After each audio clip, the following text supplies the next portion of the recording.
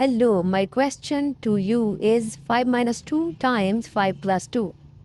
5 minus 2 will be equal to 3 times 5 plus 2 will be equal to 7. 3 times 7 will be equal to 21 will be our answer. But remember that it is wrong. Now I will solve it again to have correct answer. It is done by PEMDAS rule. What is PEMDAS? It is parenthesis, exponent, multiplication, division, addition, subtraction.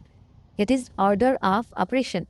So first of all, we have to solve parenthesis 5 minus 2 as it is. Here is no sign, so we will put multiplication sign, and 5 plus 2, it will be equal to 7. Now, here is subtraction and here is multiplication. According to PEMDAS order, we have to solve multiplication first.